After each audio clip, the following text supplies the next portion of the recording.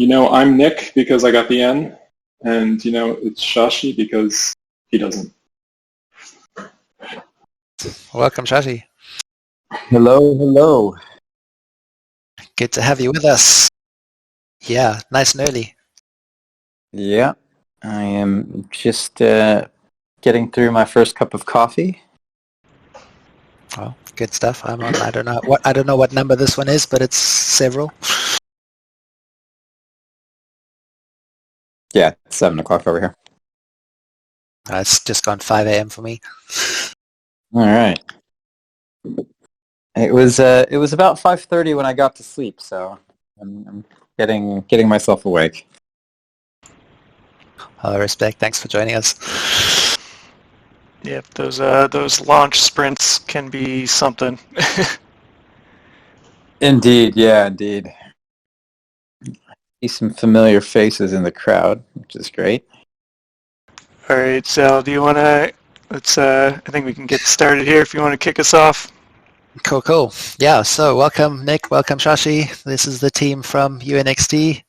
Glad to have you guys here. Look forward to finding out a little bit more about what you guys are up to, what you guys have done, what you guys are doing. So firstly, to everyone who's just arrived, good morning, good afternoon, good evening, wherever you are in the world. So yeah, let's jump straight in. We'd love to get started. We've got a bit of a plan laid out, so you guys already know what's coming. So we'd start off with just, if you guys wouldn't mind giving us a little bit of a background about yourselves individually, how you came together and how you formed your company, and then maybe how you intend to. We can add that afterwards. Maybe just start off with a little bit of background about yourselves, where you've come from, and how you ended up where you are. Sure, yeah. Well, first off, thanks for having us. We really appreciate you taking the time to speak with us today, especially starting at 5 o'clock in the morning. I thought I was the early riser, but apparently I'm not. Nick and I have actually been working together for over a decade now. We met in 2005. I grew up in California, and after university, I moved to San Francisco, where Nick had grown up. And we met because he went to university with my sister. And when I moved to San Francisco, I didn't really know that many people. And he was by far the geekiest of her friends. And so we actually just kind of got along and stayed in touch. And about 15 years ago, I came out to Dubai initially on what was supposed to be a short project, and then just ended up really liking it here. And so I ended up staying. And then in 2009, he and I started a company, which led us to where we are now.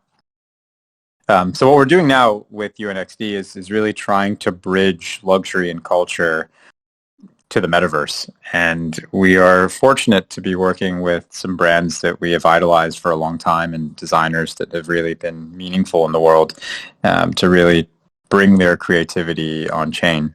And our background as a team is that we're one of the few teams, I think, really operating at the intersection of both crypto and luxury.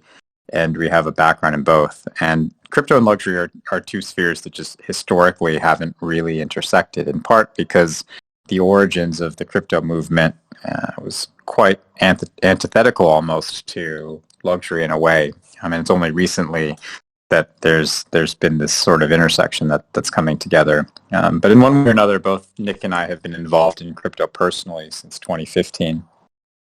When we first started trading in the space and arbitraging different exchanges, and in 2018 started a small fund with some friends and had a chance to have some early exposure to a lot of different projects. And one of the teams we ended up getting pretty close to was a team at what's now called Polygon, and sadly passed on an opportunity to invest in that company, which will forever haunt us. Worst financial decision ever. But early last year, their team moved to Dubai, and they had just rebranded to Polygon. And they were getting started on their journey into the NFT and culture space right around the time that we were deciding where to build UNXD, and ended up building on their chain. And when we launched last summer with Dolce & Gabbana, we became one of the first high-profile projects on their chain. But our background on the luxury side is much longer. And as I mentioned, Nick and I started this company back in 2009, which was a media company called Nervora, based out of Dubai. And since our inception, we've been working very closely with a company called Condé Nast, which is the world's most premium media company and the parent to brands like Vogue and Vanity Fair and GQ and Wired and New Yorker and a handful of others. And we launched their first publication in the Middle East in 2012, which was a digital fashion publication. And so we've been really deeply involved in the luxury fashion world now for over a decade. And fast forward a few years to 2016, and we actually became the youngest team to ever launch an edition of Vogue when we launched Vogue Arabia. And it was a pretty unique proposition for Vogue as a brand because it was the first time that it ever launched digital first, which today probably seems fairly obvious, but for a brand like Vogue that at the time was over 120 years old and historically so focused on the magazine, it just wasn't conventional wisdom to launch digital first. And so we've spent the last 5 years turning Vogue Arabia into one of the biggest editions of Vogue globally, and along the way have gone on to launch editions of Vogue Man, which is a men's title, fairly obvious from the name, and a publication called Vogue Living, which is focused on art and design. And in 2019, we also launched Wired in the Middle East. And so in one way or another, we've really been operating at this intersection of fashion, of luxury, of technology, and of culture now for a very long time. And for us, I think the defining word is culture. It's really the lens through which we look at the world. And we really actually are coming at everything we do from the perspective that we're actually a culture company and not a technology company. We just happen to be enabled by technology. And for us, it's much more than just a subtle difference. It's a much deeper, more profound perspective on who we are, and heavily influenced by the now over a decade that we have seen ourselves as creators of culture. And our perspective and appreciation of luxury just comes from having been so deeply embedded in that world for such a long time. And the relationships that we have in that space have been forged over the past decade, which is incidentally how long we've been working with Dolce & Gabbana. And all of this in hindsight, I think, seems really well planned, but we just didn't know that we'd end up here. We never set out to be an NFT company. We never set out to be a crypto company. It's just kind of a happy accident, but somehow everything that we'd been working on, both professionally and personally, now for over 10 years, led us to where we are now, and I think has enabled us to have a perspective that just not that many people have. So we've been really excited and humbled by the opportunity to put that perspective to work. Oh, dude, it sounds like it was meant to be. Happy accident. Very Some higher happy power, accident. who knows? I love it. Awesome. So you guys have got quite an impressive history. Vogue, Wired, then now UNXD. Quite the comprehensive resume, if I may say so. And you just said, like, you've been working with Dolce & Gabbana for 10 years. Can you maybe just give us a little bit more detail about how you became associated with them? Was that just through Vogue, or did you have some other interesting connection through there? And how did that relationship develop? Yeah, that was through Vogue. So obviously from that connection, we've been working with them as an advertising partner, doing campaigns, running ads, the typical things that you do at a media business, both online and offline. And I think that we kind of noticed that there was another opportunity when working with them. We'd always enjoyed the relationship with them. They'd always been very open and decisive and experimental. And around the end of 2020 going to 2021, we kind of, Shashi and I noticed what was going on in the crypto space and what was happening with this notion of NFTs.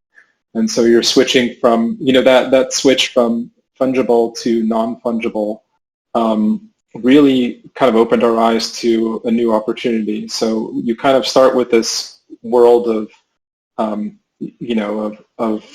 plenty in the digital space where it's all about making more and cheaper, and you move into this world of scarcity with non-fungible tokens, where you can actually spend a lot more time invested in a single item, but you can reward ownership of that item much better than you would in the ERC20 20 or in the fungible space, because now it's not about producing an image and having infinite copies, but it's about producing ownership and having only so many opportunities for that.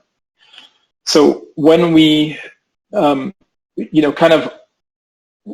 we started talking to or thinking about partners that it made sense to reach out to and connect about what we saw as an opportunity in the Web3 space with NFTs, and that kind of relationships with Dolce & Gabbana started from a place of collaboration and credibility, since we've been working with them for so long. And when we were working with them, both of us, both Dolce and us, knew that we wanted to enter the space from a place of authenticity, both to the brand and to the Web3 space. And we found that there was a really wonderful opportunity to work with them last year, which was through their Ultimata, or their couture segment, headed by a woman by the name of Giuseppina.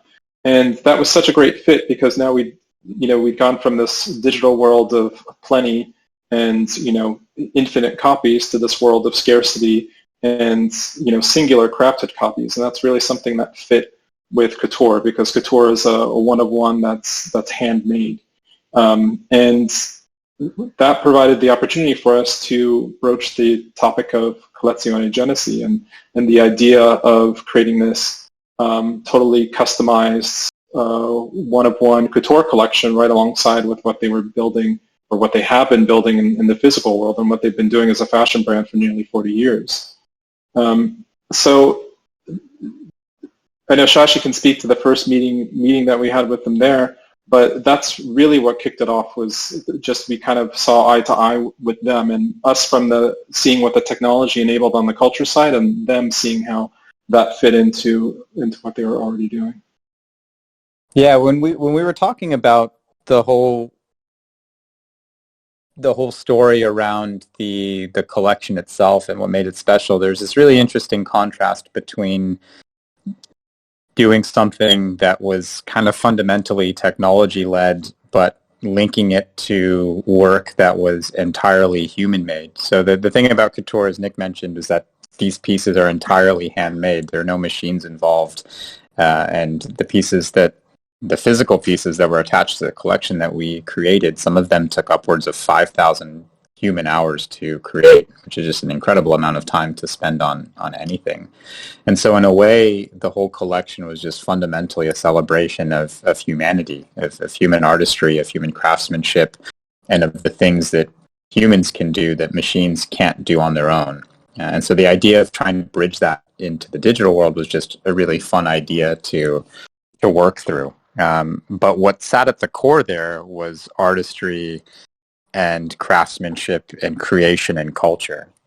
And that really, I think, defines what we're trying to do as UNXD overall, but also specifically what we're trying to do with Dolce & Gabbana. And that was ultimately the hook to get them interested in doing something in the Web3 space overall. And from the very first conversation that we had with them, it was never about technology. In fact, literally the first thing that we said to them was, in the first meeting that we had where we were pitching them the idea of doing an NFT collection, the first sentence out of our mouths in that conversation was, if you remember nothing else from this conversation, remember this: NFTs are about culture and not about technology. And that's ultimately what sold them. We knew that if we went into that conversation talking about crypto or talking about blockchain or NFTs from a technology perspective, it just wouldn't resonate, because the designers see themselves as humble artists. And what we were able to enable for them was an opportunity to just create without limitation, and the only limitation being their own imagination. And for an artist, that's just a really intoxicating idea, that you have nothing that's bounding your ideas except for yourself. And so that's really your dream job. The What's fun your dream job? Yeah, exactly. So for them, it was amazing, and that was really the sort of foundational ethos behind them coming into the space overall. And what's more remarkable is the speed with which they decided to enter after that first conversation. And bear in mind, this is a multi-billion-dollar organization, but from that first conversation, it took them less than 24 hours to agree to do this, which is just a remarkable amount of time to get on board with an idea, period, regardless of what type of company you are. But it's even more remarkable when you bear in mind that the fashion industry, and specifically the luxury industry, historically has been somewhat resistant to technology. And part of the reason for that is the industry is so linked to the idea of physical creation, physical artistry, physical craftsmanship, physical experience, that there's sort of this intrinsic fear, or inherent fear rather, of jumping into the technology world because they fear that it may take away what makes them special in the real world. So we have an incredible amount of admiration and respect for the spirit of adventurism that Dolce & Gabbana displayed when deciding to come into the space. And of course, we feel very vindicated because of how successful the first drop was. But at the time, there was zero blueprint for what we were doing. There was a tremendous amount of skepticism from the luxury industry that NFTs were just a fad. And there was also a tremendous amount of skepticism from the NFT ecosystem that the idea of a high-end luxury collection would take root. So we just kind of had this feeling that if we could show the way, that it would work. But honestly, it was like jumping off of a cliff and just hoping we could fly. Yeah, well, that sounds amazing. I love that quote of yours that says, "If it's not about the technology, it's about the culture." That is powerful, dude. I'm sure that's probably what got them straight away, just like that blatant. If you don't take nothing else, take this. That's awesome. Before we go into a little bit more about what you guys are up to and what you're doing, how exactly do you guys intend to utilize your company or UNXD in the Web3 space to curate and cultivate a thriving community? So what do you guys got other than just the luxury brand? So what is your sort of thought behind that?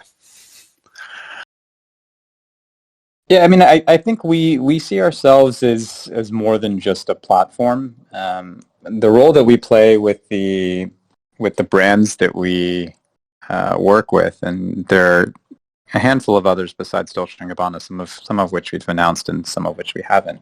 The role that we play is one that's much more akin to being just a straight partner rather than being a platform. So we're involved in the process from the earliest origins of everything. So even before there's an idea, when it's just a blank piece of paper, and we spend a tremendous amount of time figuring out what to do and, more importantly, why to do it.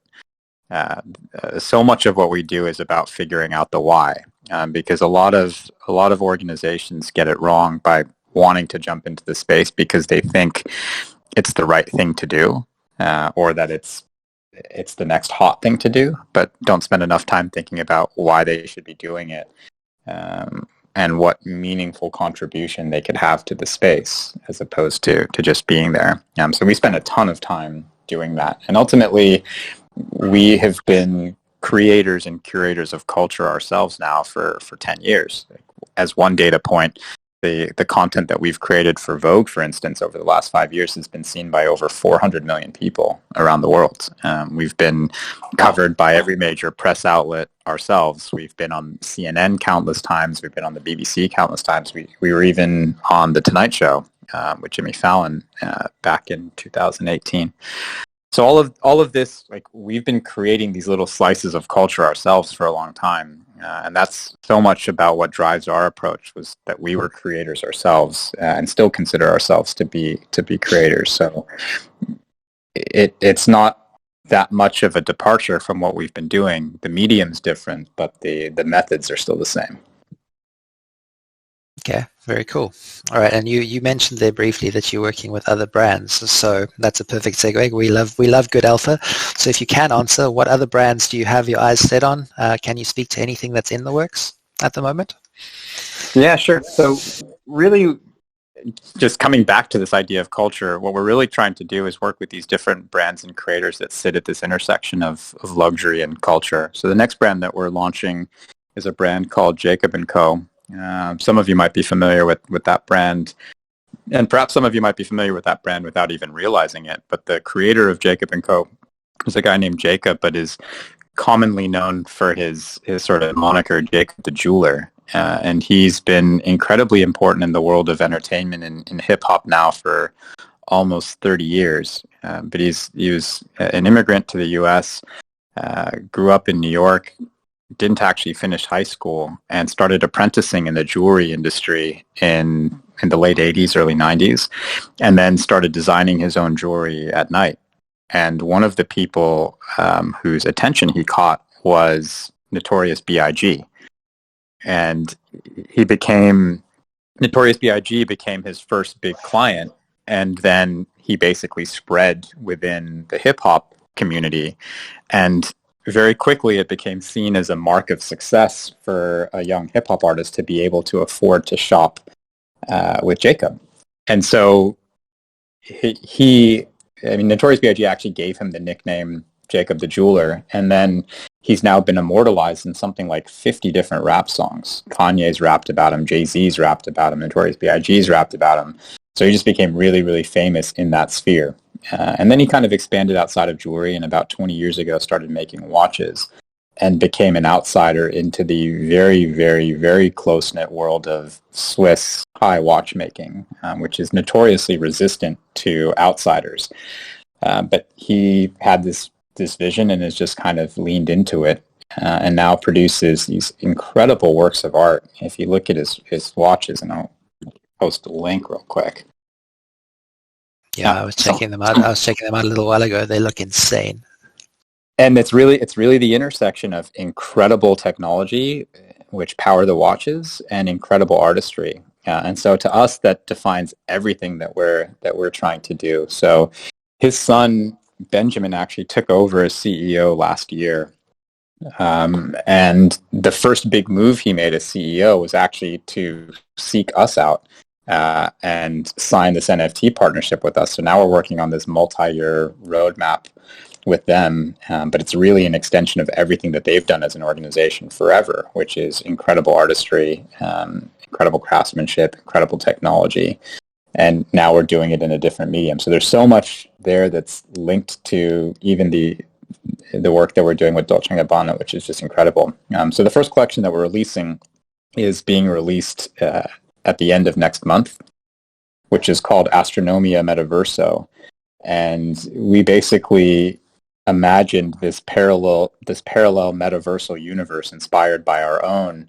And we produced this really beautiful comic series, which I'm just going to grab the link for real quick and paste it. I think it was such a great starting point because comic culture, and as we've seen here, like collectible culture, comic culture, and pop culture kind of all intersect in crypto and the NFT space, and it's brought in so many new people, just like we're looking to do on the fashion side here. So, well, Shashi drops that link. Yeah. So it's the one. It's the one here. It's the drops.unxd.com/astronomia/story. So we basically put together this comic series that tells the backstory of this collection, and then produce this really beautiful animated film that tells the story. And the story is basically these scientists working in a secretive lab are experimenting with the world's densest metal, which is called osmium. And in the middle of this experiment, they tear a hole in space-time, and this collection gets sucked into the metaverse and forms with shards of the metaverse and crash lands on different metaversal equivalents of the planets in our solar system. And that spawns a collection of 8 different designs, each one inspired by a different planet. And the reality is that we've actually produced this collection. There are 5 physical one-of-one watches that we've created, and these pieces were personally designed by Jacob with us and are being made once. They've been in production since January and will never be made again. And they're just absolutely mind-blowing. And if you go, if you scroll all the way down to the bottom of that page and then click Explore the Collection, you can actually see the pieces. And we haven't publicized this yet. We've posted some of the pieces, but if you click on Explore All, you can actually go and you can see the different designs by planet.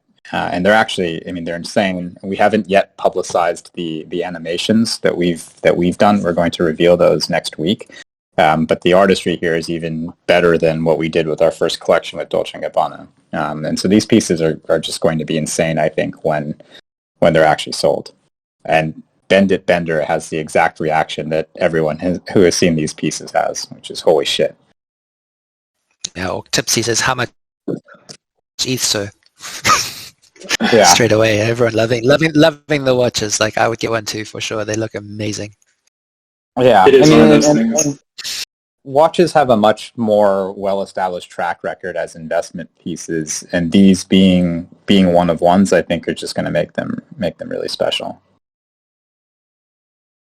Oh, absolutely. 5 pieces. Get your hands on them if you can. It's going to be a mad grab for that, I'm sure. Indeed, yeah, indeed. So we're excited about that.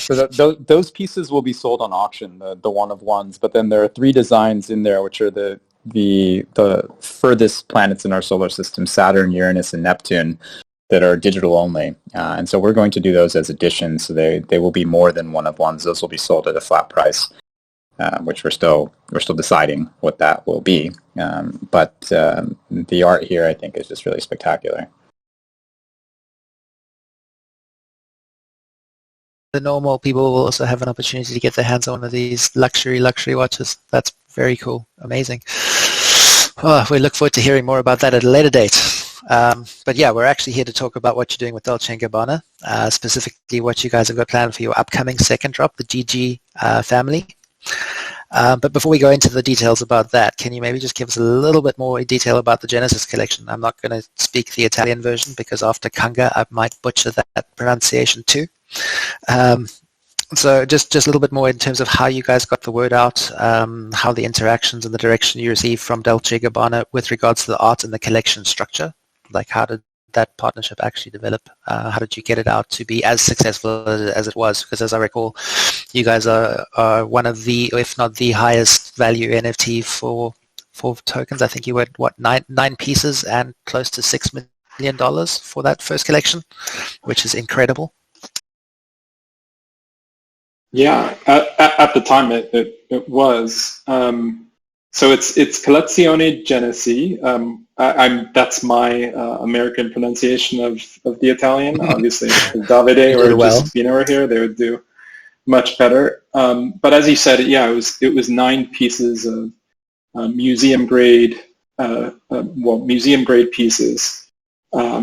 As part of a couture collection that was inspired by the city of Venice, and really the limitless possibilities of digital creation, going back to that idea that Shashi tapped into before. And like every collection that Dolce & Gabbana does, it's inspired by one of the key cities of Italy. So they're known as a quintessentially Italian brand.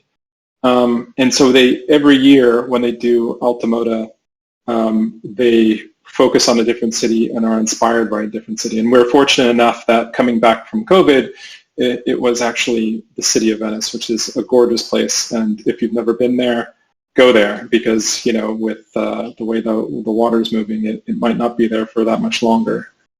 So that collection, that 9-piece collection, covered Alta Moda, Alta Sartoria, and Alta Joyeria, or Jewelleria. Sorry, pronunciation again. So that's basically female fashion, men's fashion, and high jewelry.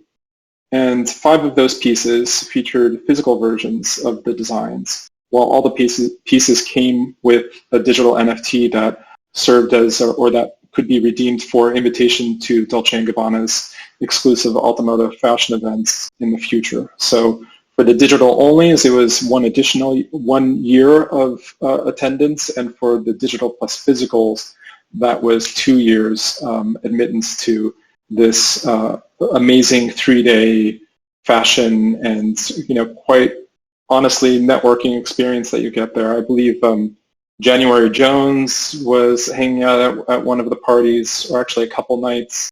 I think Christian Bale stopped through.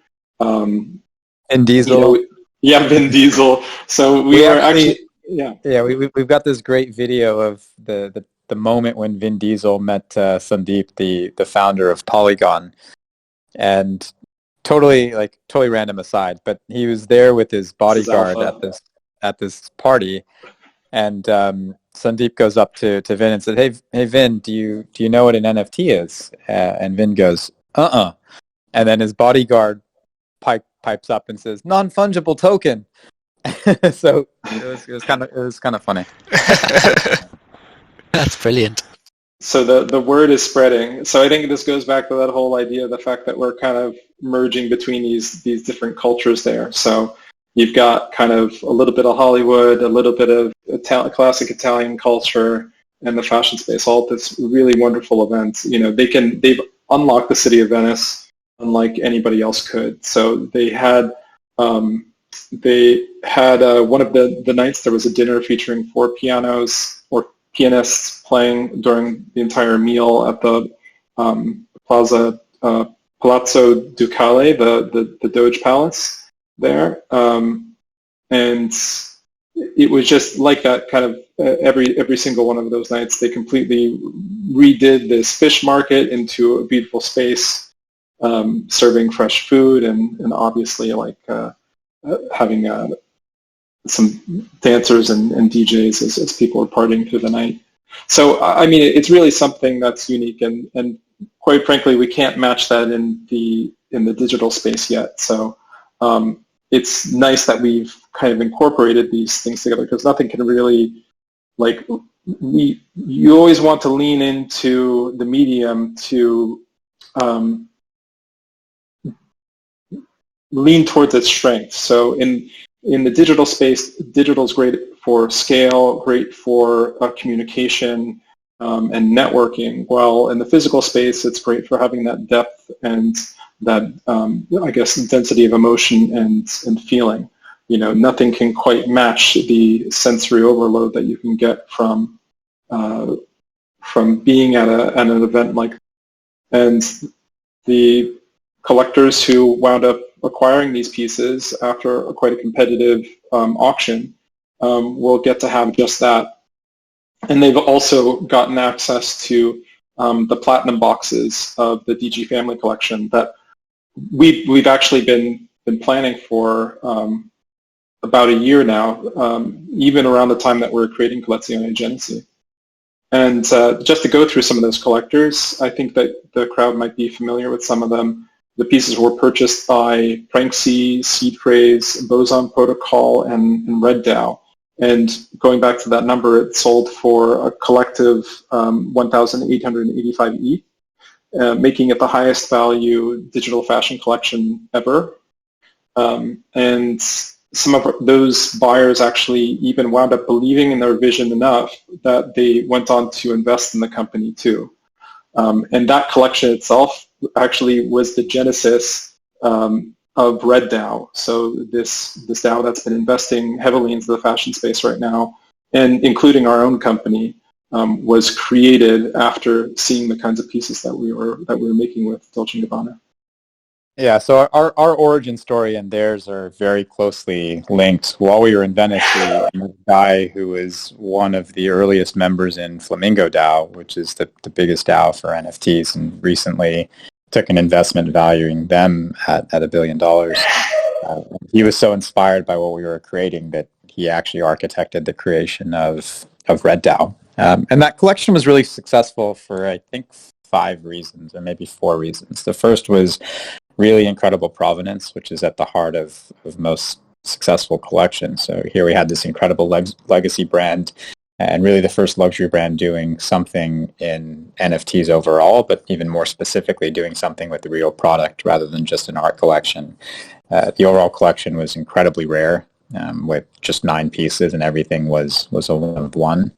The craftsmanship of the collection was spectacular. The physical pieces featured incredible materials and took a ton of time to create, and even the process of what we created digitally mirrored that physical man-made process quite closely. Collectively, we ended up spending about 15,000 man-hours to create the collection across both the physical and digital pieces. And our studio really specializes in this very sophisticated 3D modeling and animation, which you've seen with the the pieces that we're doing with Jacob and Co. as well. And a lot of what we do is trying to celebrate the artistry and craftsmanship of what our partners create in the real world. And we just spend an incredible amount of time obsessing over the details of what we make in order to breathe life into the creations themselves, which brings a lot of realness to it, and I think a lot of tangibility, even when we're talking about digital-only pieces. And the last part of what made it really special was what Nick was talking about in terms of what happens in real life, which is the experience and the entire experiential framework around it. And we kind of believe that IRL is the ultimate NFT, and a lot of what we're trying to do is actually increasingly merge the real world with the metaverse and bring people from the real world into the metaverse and vice versa, bringing people from the metaverse into real life. Back to life. Yeah, I mean, Okay, for all of our digital optimism and digital maximalism, we're definitely not digital absolutists, and we think some people are a little bit too quick to dismiss the magic of the real world for a digital-only future, whereas we're very actively trying not to build towards a future where everything is digital. One of our biggest takeaways from the pandemic was just a greater appreciation for the magic of the real world. Mm-hmm. Yeah, we also what happened at the end of Ready Player One. Exactly. Yeah, I was actually going to ask 15,000 man hours for the creation for the digital items. I mean, I looked at some of them. That impossible tiara, the detail on that thing is absolutely insane. That's incredible. So it was 15,000 man hours over that collection of 9 pieces. That's just plain staggering. All right. Well, yeah, that's to the genesis. Then maybe let's get to the topic of the day, which is your upcoming mint, which is the DG family, which is planned for dropping on Saturday. Sunday. Can you maybe... okay, I've got the wrong info here. Sorry, I misspoke. Can you maybe give us a little bit more info about the collection? You say it's the black boxes.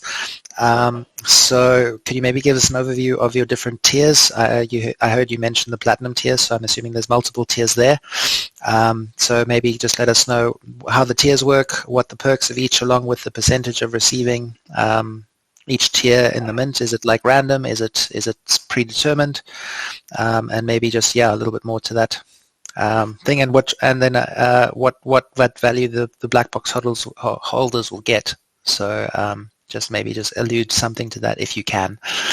Yeah, of course. So as Nick mentioned, this is really a continuation of this journey that we started with the first Genesis collection, and we knew in advance that this is where we wanted to end up. So much so that even before Collezione Genesi dropped, we announced that this is where we were going next, and we announced that DG Family was what we were going to launch. And overall, I think you're all probably getting a little bit of an appreciation for just how different our approach is. And really what we're trying to do together as Dolce & Gabbana and UNXD is present a different proposition to the community. And that proposition is based on what has made Dolce & Gabbana such an iconic brand for almost 40 years, which is a history that's based on incredible artistry, incredible craftsmanship, and incredible human-led experience, but presented in a digitally authentic way.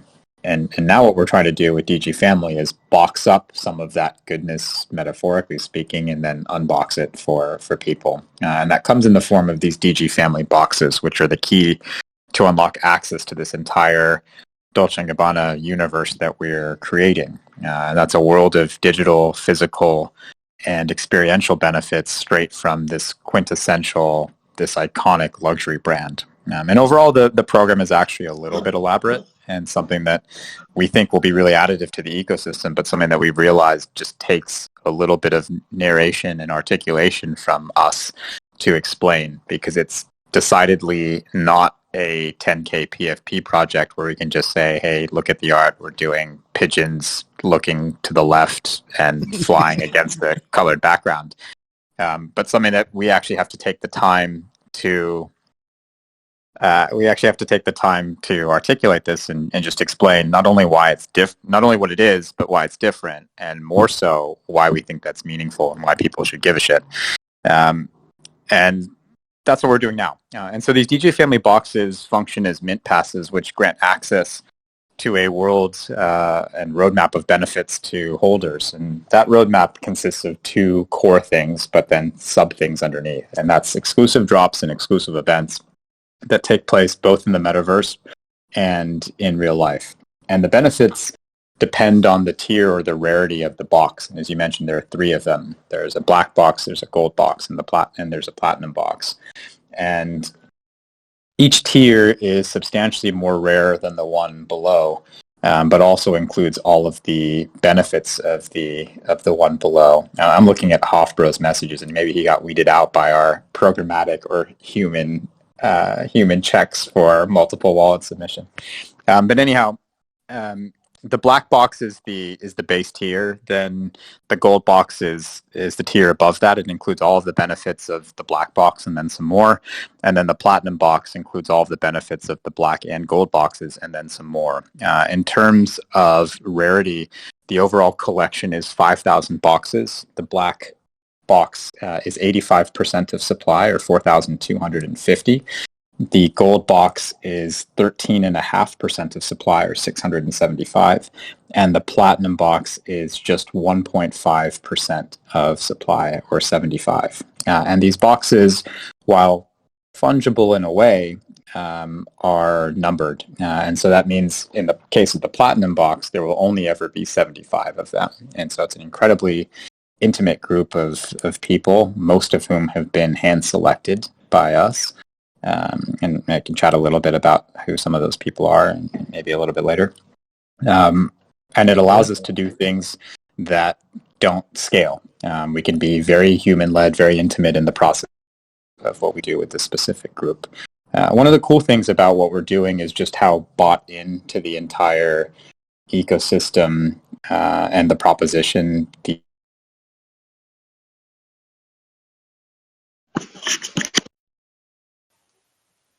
I think you may have cut out, or did I lose connection? I think it cut out.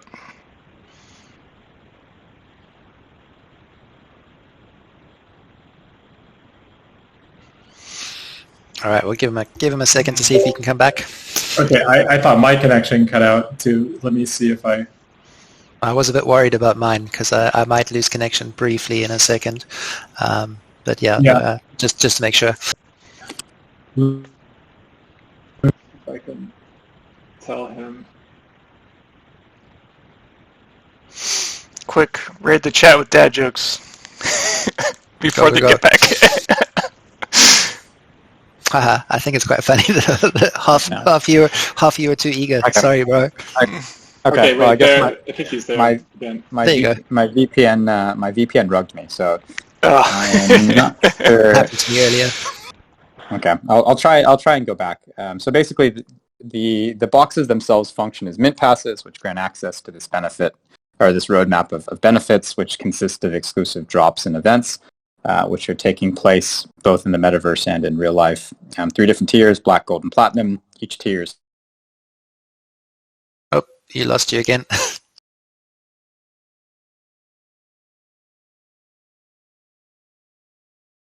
These VPNs sometimes. Yeah.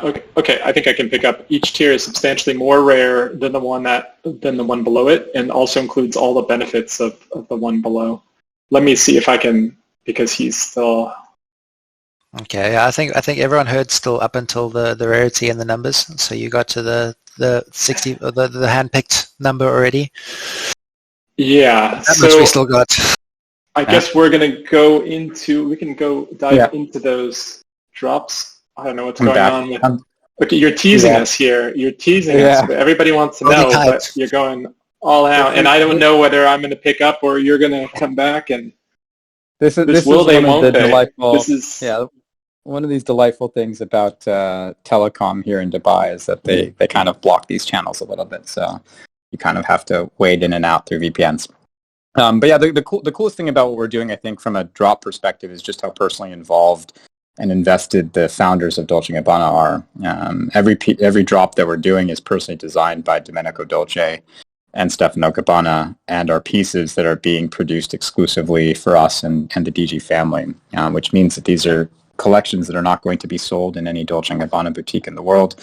They're not going to be sold on e-commerce, but they're only available for DG family holders. And that really takes an incredible commitment from the brand itself to lean into the community and essentially produce an entirely separate production run just for us. And it's one of the things that makes the proposition so exciting, because it's not about repurposing something that already exists. but rather about creating something new for a very special community. And so drops come in 3 different forms as part of this ongoing roadmap, which we've planned out for the next couple of years. The first type of drop is access to exclusive drops that are only available to DG family box holders. So these are paid drops, but are token gated. And so you have to be a holder of one of the tiers to participate. The second type is pre-sale access to drops that are first released to DG family holders and then released later to the public, but at a different price. And the third category are bonus claimable airdrops that are not paid, except for gas. And some of these drops will be digital only, while some of them will be both digital and physical.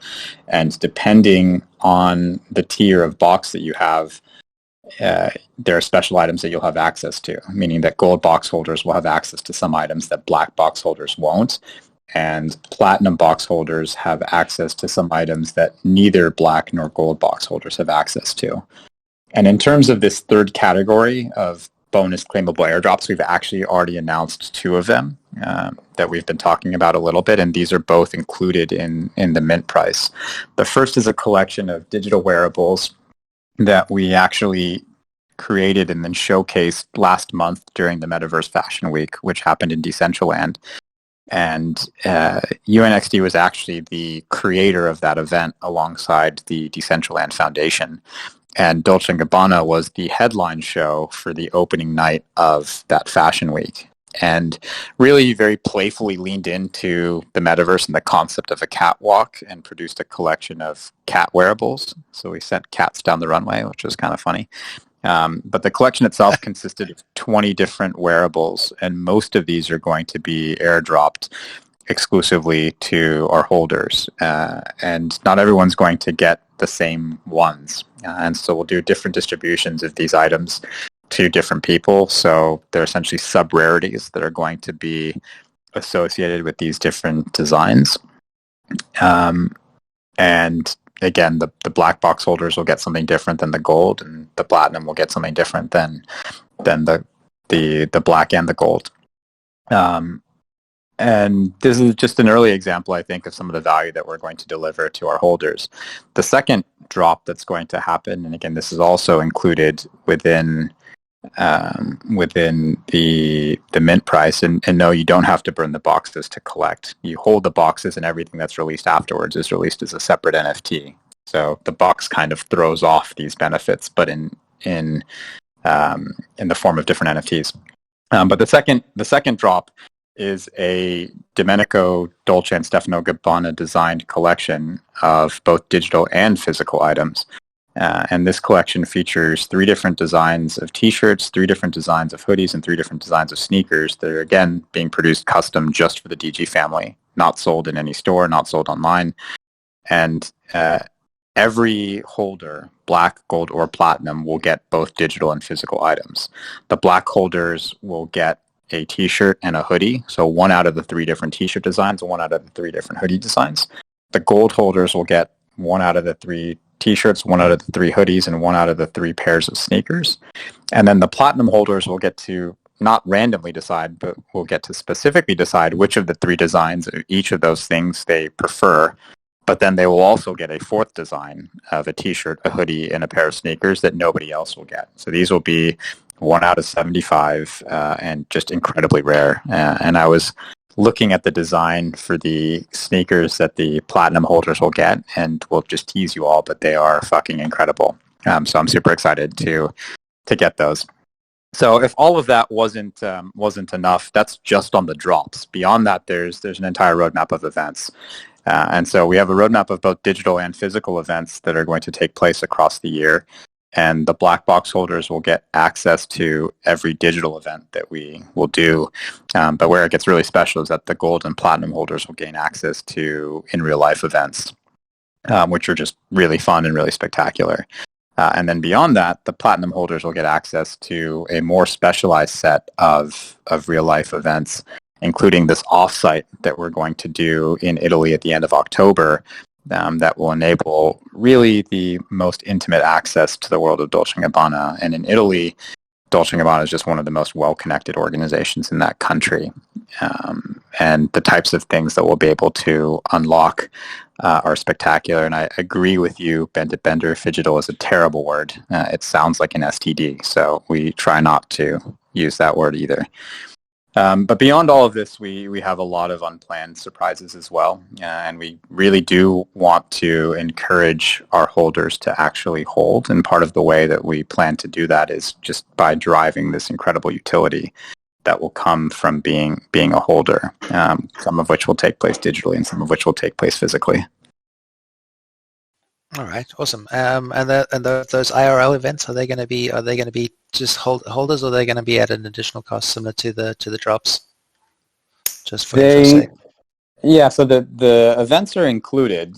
Travel to the events wherever they may be is not included, but we're trying to do these events in different places around the world. So we have an event that we're going to do in New York in late June during NFT New York, which will be, I think it's between the June 20th and 23rd. Then there is an event that we're going to do in Miami during our Basel in early December. And so these ones for sure are included in the mint price. There's nothing separate from that either.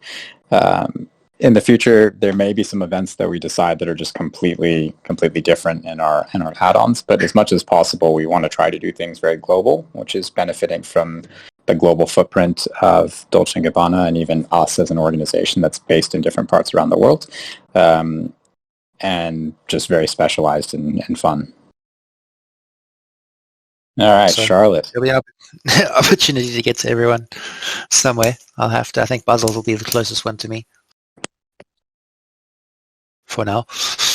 Okay, very cool. All right, and then sort of more to the technical side of things, or to the NFT side of things.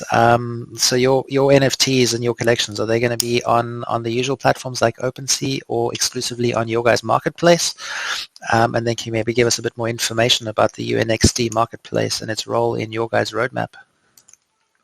Sure. Yeah. So we're go ahead, Nick. Oh no, I mean, we can both talk about it, but the collection, I guess maybe I'll talk about our marketplace first. So our marketplace isn't necessarily trying to compete with, Rarible or OpenSea or any of the other major platforms, but it's trying to be the best home for the kinds of NFTs that we're creating with the brands that we're working with. And that includes added support for both the verification of the collections themselves, and also verification of the kind of redemption mechanisms that are tied to each one of these exclusive boxes. And that includes, traditional things, I guess what seem as traditional things these days in e-commerce, having a full checkout to support acquiring, shoes in the size that you want, RSVPing for events, and the kind of standard customer support that you want to have with a product like this. So aside from that, though, while you can trade on our platform, the collection is also going to be available anywhere else that people are able to sell their NFTs. As a matter of usability, we will be having the collection set up on OpenSea as well. I would recommend anybody interested in buying someplace other than UNXD.com check with our site too, looking for official links. We're on our Discord all the time, so please reach out and talk to us. We don't want people to get scammed. We don't want people to, transfer ETH or get their wallet hacked. So please, close your DMs and look at our website and open up a support ticket or something, or ask one of our great community mods, a lot of which, or many of whom are here right now, Ichigo, Sasha, I saw Grape in the channel as well. So what's here? Yeah. Is here. Yeah. Pretty much our whole team's here. Yeah.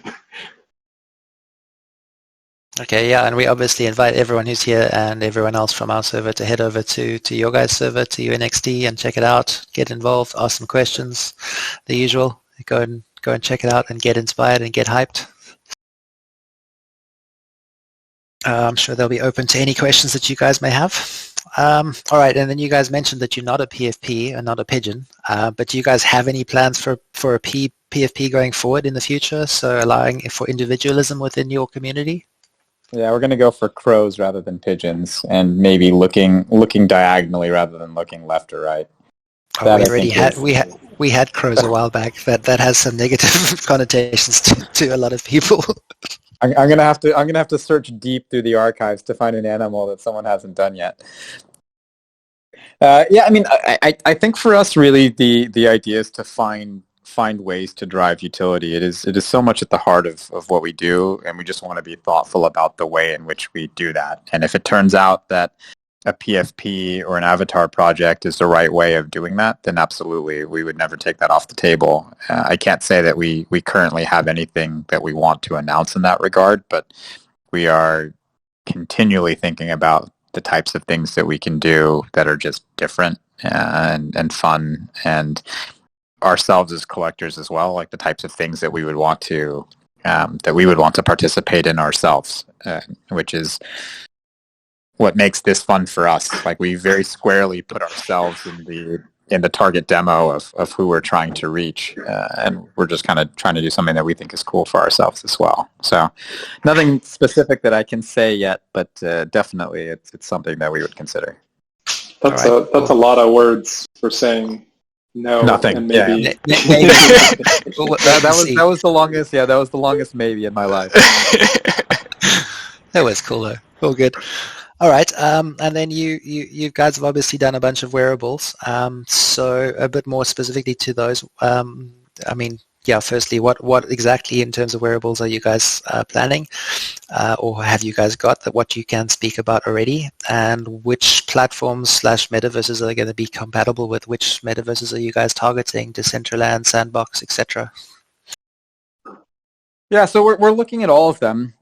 We started with Decentraland because we felt like it had the biggest user base at the time, and also the aesthetic was something that we could get behind. The parent company of Sandbox, Animoca Brands, is one of our investors, so it's definitely a platform that we would consider. But one of the challenges with Sandbox is just the visual aesthetic makes it somewhat difficult to do high fashion. And for us, we would rather do something well, or not do it at all. And to answer your question, DJ Funky Monk, that is one of the reasons why we haven't yet done AR or VR, because the experience around fashion in AR is still a little bit clunky and comes across as a little bit gimmicky. Like, if you're trying to do things with clothing and you slightly move your arm a little bit too quickly, it kind of comes off. And so today the technology, either in terms of hardware or software, doesn't support a high-value experience in AR.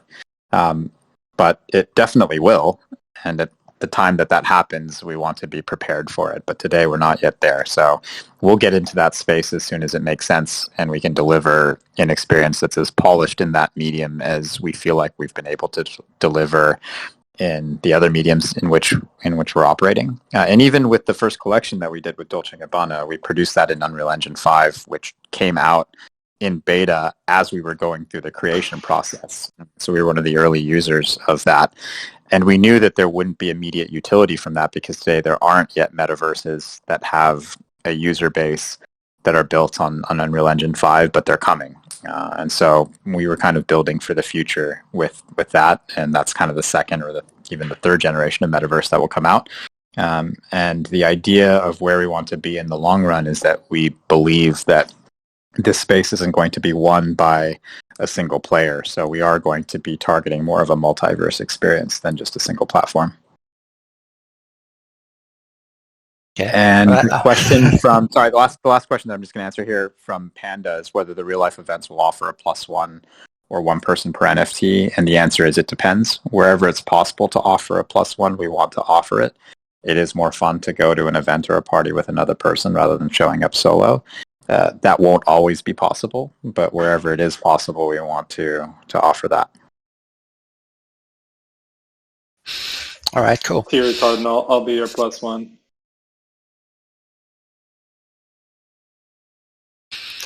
Okay. Yeah, Thierry. unconditional priority to quality. I love it too. I must agree with that one. Okay, yeah, then let's get into the nitty-gritty stuff, a little bit more towards your or about your actual mint and what's coming up. So can you maybe give us a bit more detail about your date, time, the Polygon interaction, whether it'll be exclusively crypto, whether you'll enable credit card, etc., and how will this work for the end user? Yep. So exactly 6 hours and 5 minutes ago is when we announced what the date was, which is Sunday, April 24th, and the drop will start at 8 a.m. Eastern time, which is 2 p.m. Central European time. It's noon UTC or 1 p.m. in the UK. It's a little bit early for the West Coast, but also not too late for people in East Asia. So we tried to do something that would cater to as many people around the world as possible. It's challenging to do. And so what we're going to be doing is selling a blind box. And we haven't actually revealed what the art is because we are trying to discourage scammers from taking the art and posting a fake mint site. And there are many of these right now. Unfortunately, there's nothing that we can do about that. But we're going to be selling 4,835 of these blind boxes, and at a price of 1.2 ETH plus 2%, which is 1.224 ETH.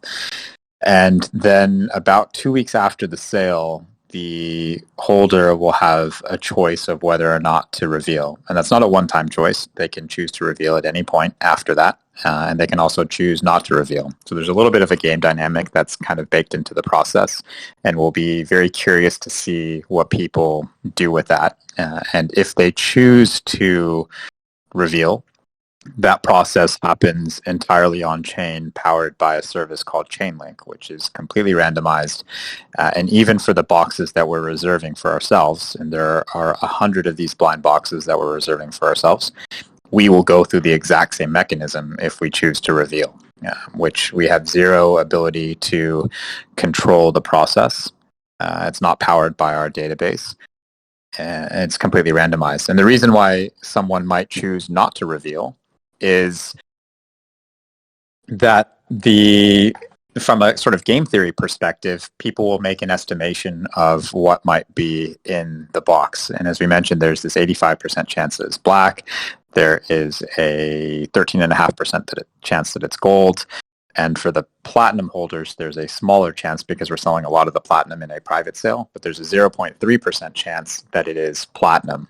And so people will make their rarity calculations of the probability of getting one of those things. And sometimes the unrevealed state can be seen as more valuable because you have a chance of revealing a more rare version. So that happened with the CloneX mint file. And as we saw, they ended up being priced higher than what a revealed clone was worth. So we're kind of curious to see what that happens. We have no estimation of what that might be, but we're very curious to participate in the process ourselves. But anyhow, so the price is going to be 1.224 ETH, which is actually going to happen via Polygon. And so this is a very different dynamic because most of these drops happen entirely on layer 1, and there's a specific reason why we've gone after this multi-chain experience. And overall, we are very deeply committed to the Ethereum ecosystem, but we also recognize that the Ethereum ecosystem needs to scale, and the proof of stake change for Ethereum has been delayed for a long time. And we really believe in the role that Polygon is playing in scaling that ecosystem. And so we're doing the sale via Polygon in a gasless form. Our platform's integrated with a platform or a service called Biconomy, which allows us to do gasless experiences for layer 2. And so that means even though our drop is heavily in demand and in a pure layer 1 experience would be incredibly competitive and probably lead to a gas war, we're able to offer a non-gas war experience to people during the drop, which is, to us, it is a remarkable user experience to be able to do and well worth the small amount of friction it takes to bridge funds and figure out this layer 2 approach, but we have very detailed FAQs about it. But besides the sale or after the sale, everything else happens directly on layer 1. So people will purchase via layer 2, but the mint happens directly on layer 1 and transferred to the owner's wallet on layer 1 because Polygon is EVM compatible. And then any subsequent trading, whether it's in our marketplace or on OpenSea, will happen directly on layer 1. And your question earlier about the methods of payment, everything is priced in ETH or wrapped ETH in this case. But we've also integrated with a service called MoonPay that allows us to enable credit card payments. So for people that don't want to go through the process of bridging funds, you can purchase directly via a credit card. Okay, but I'm assuming all the guides for people who haven't done. I mean, most of our community and most of the guys that we speak to will be quite familiar or semi-familiar with the bridging process. But I'm assuming all that information for those that want to go that route will be available within your server. Yeah. So just and it's public already. So if you go to help.unxd.com, there's just a couple of articles that go through the entire experience of bridging and participating. And there was one question that I saw earlier about whether you get benefits if you choose not to reveal. And the answer is yes. We will grant anyone who holds an unrevealed box the benefits associated with the black box. So we basically assume, we know for sure that you will have at least the black box, so you will not be prohibited from participating in any of the benefits, whether it is an event or access to digital or physical merch, by virtue of not revealing. Okay, that adds a little bit more depth to the gamification. Indeed, yeah. Nick just posted the link to the onboarding process. Awesome, thanks for that. Yeah, there's 2 good articles in there. All right, and then one of the more technical questions, our guys like to dive into the technical specs. Are you guys minting a 721 contract or an 1155 contract? 721. 721.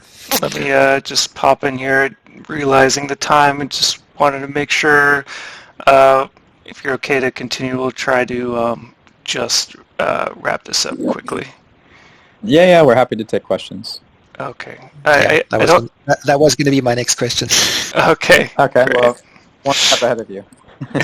Yep, Seb's on the ball. All right, yeah, so that kind of concludes sort of the standard questions. I've got 1 or 2 minor questions that are still on my side that I've collected from members earlier. I don't know if Seb, have you managed to aggregate anything, or is there any questions that we skipped over through in the conversation that we want to run through quickly? Yeah, essentially all the questions that have come in have been answered that I've seen. Tipsy, yes, they are doxed, very doxed. But if anyone has any remaining questions, I did want to touch on just the minting process again, quickly looking at it. As far as I understand, the allow list will be able to mint 1 for 3 hours. Is that correct?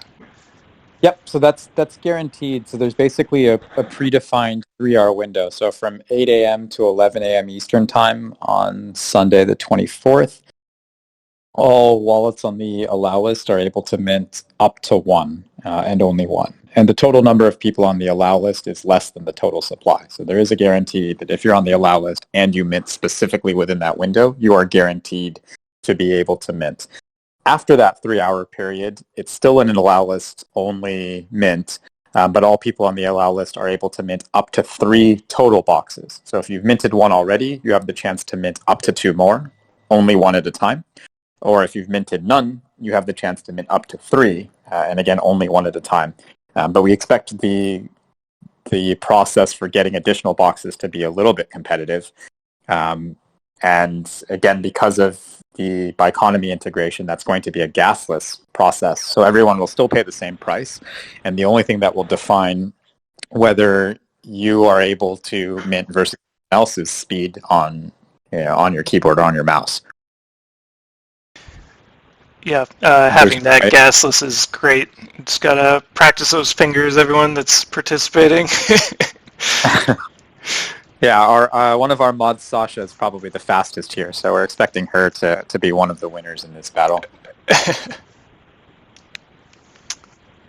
Okay, good time for training. You guys have got a couple of days still. You've got until Sunday to get your trigger fingers ready. Indeed. All right. Okay, then I've only got like a handful of questions, so we won't take up too much of your time. We've had one or two members that have dived through your Twitter and through your server. So the first community question comes from Milo, just regarding a tweet that you guys posted about a month ago, where you said 20 wearables from the DG Metaverse Fashion Week collection will be airdrops to holders. Will all the holders receive these 20 designs, or will there be others? Or how exactly is that, just to get a bit more clarification on that, because I think that's one of the things that they're quite keen on.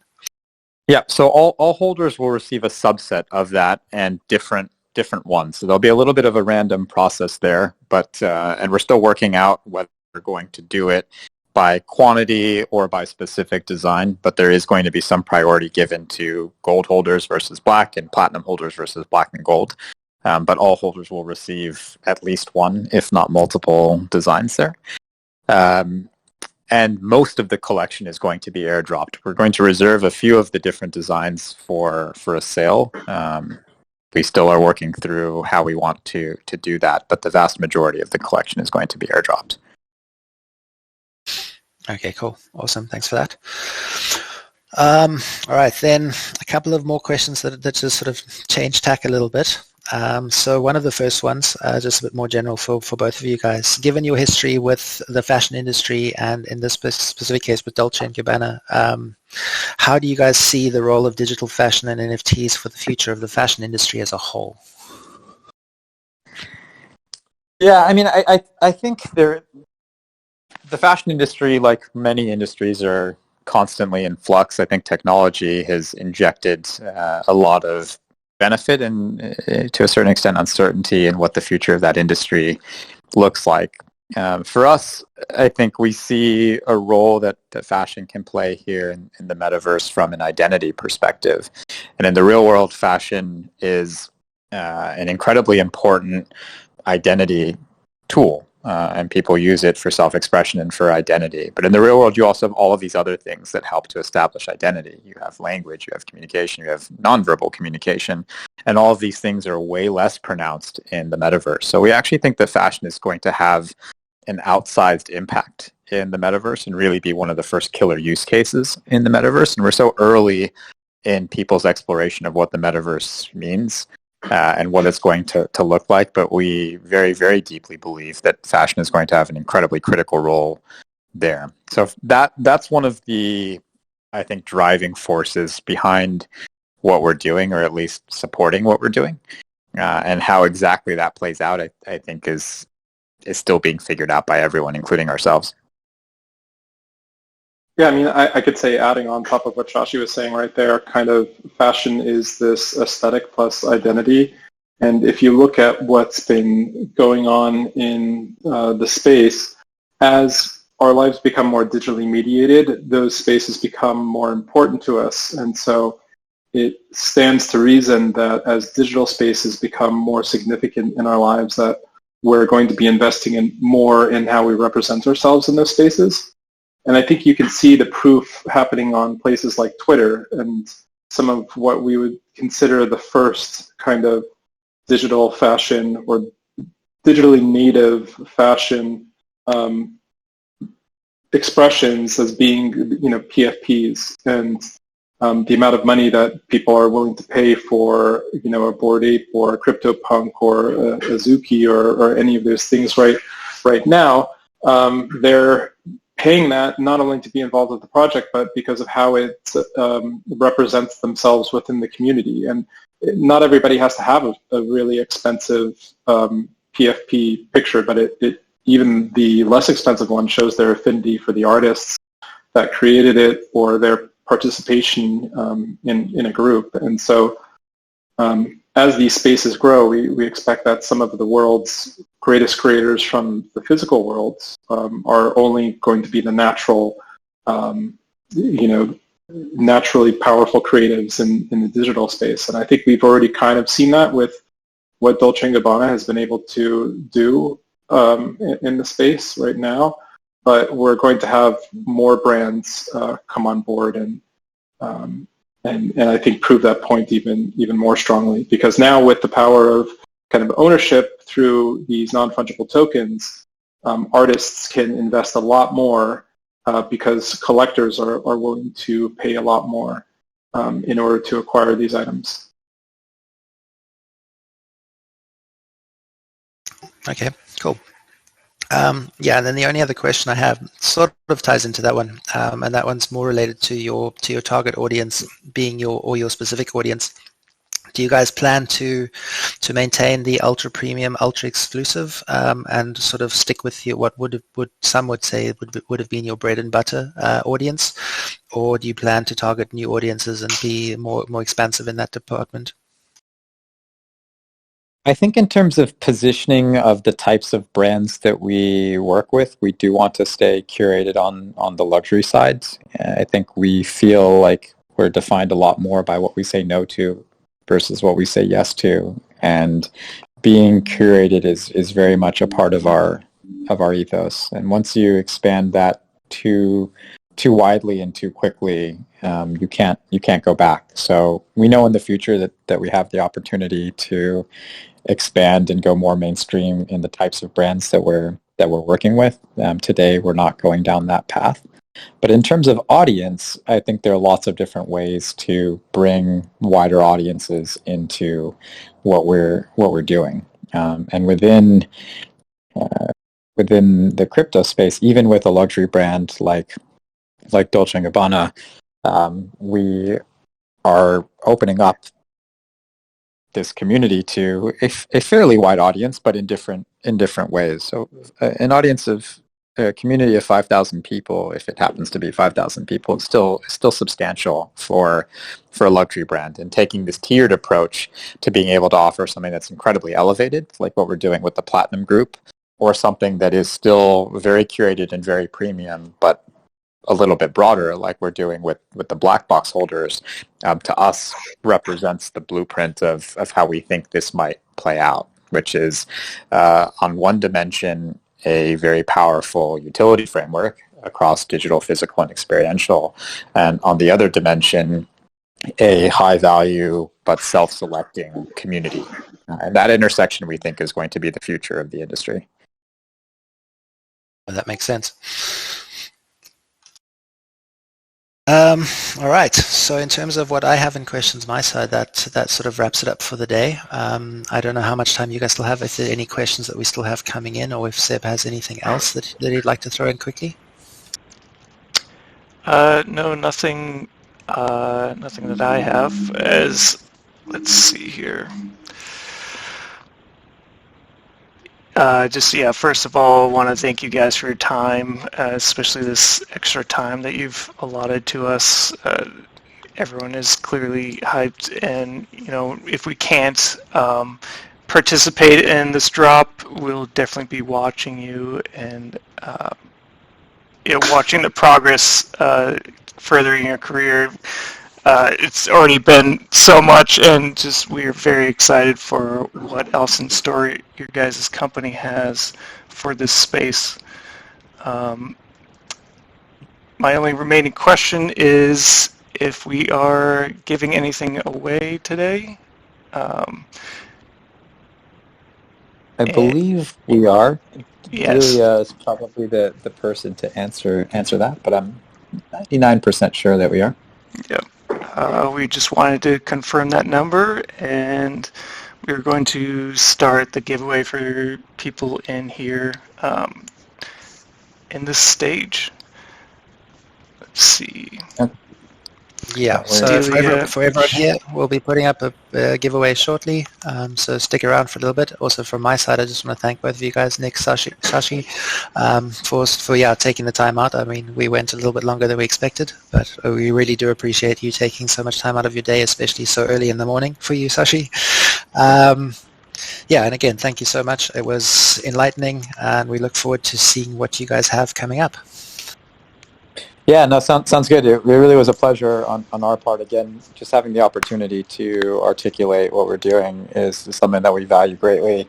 With everything going on, it's hard to find an hour and a half to do anything. So we do appreciate your time for all of you that joined us today. Awesome. Yeah, thanks again. And yeah, fingers crossed for everyone that we do get the opportunity to participate on this. I think pretty much everyone here is super fired up right now. You can see the chat going crazy. Yeah, so again, everyone, I would suggest head over to their server, head over to their website, check it out, register yourselves, try your best to get involved, try your best to get on the allow list. And we'll see what happens. We look forward to seeing what happens on Sunday.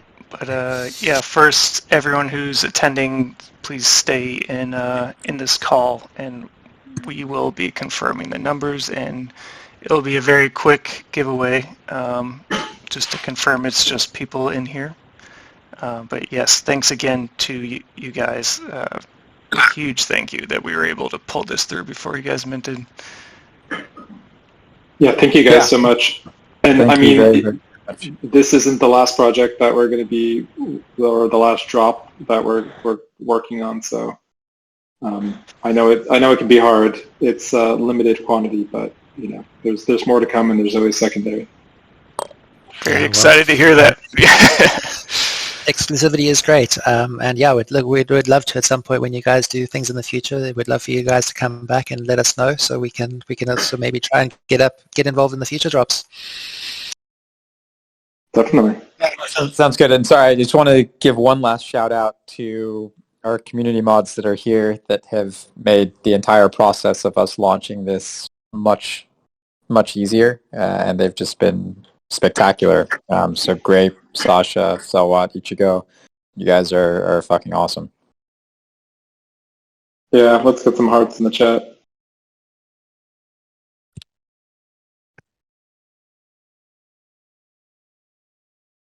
There we go. Blow, blow, blow. That is a lot. All right. Yeah, they guys, they've been extremely generous to us. So we have our number for the giveaway. We'll be posting that shortly. So hang out in the stage, and then post stage where we'll be posting that shortly. So hang out in the stage, and then post stage we'll be heading down to general. So monks, we invite you guys to come and join us. I'm sure this will be the discussion for the next little while. And thanks again, guys. Thank you so much for your time, everyone. Thank you.